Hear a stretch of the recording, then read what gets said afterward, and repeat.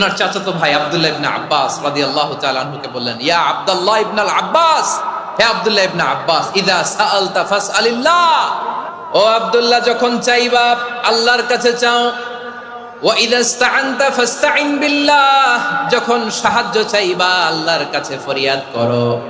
জেনে রেখো ও আব্দুল্লাহ, ওয়া'লাম আন্নাল উম্মাতা লাউ ইজতামাআত আলা আন ইয়ানফাউকা বিশাইইন লাম ইয়ানফাউকা ইল্লা বিশাইইন ক্বাদ কাতাবাহু আল্লাহু লাক। ও আব্দুল্লাহ জেনে রেখো, মনে রেখো, গোটা বিশ্বের সবাই মিলে যদি তোমার উপকার করতে চায় ততটুকুই তারা করতে পারবে যতটুকু আল্লাহ তোমার নসিবে সেটা লিখে রেখেছে। ঠিক কিনা বলেন?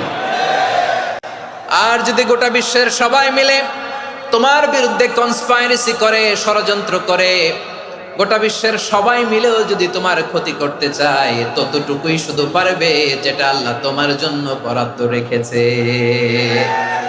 যতটুকু আল্লাহ তাআলা তোমার জন্য বরাদ্দ রেখেছে অতটুকুই ক্ষতি করতে পারবে, আর এক চুল বেশিও করতে পারবে না, কমও করতে পারবে না। চিল্লায় বলেন ঠিক কিনা? এজন্য আমরা চাইবো কার কাছে? সবাই বলেন নাই, আওয়াজ করে বলেন কার কাছে? সব সময় আমরা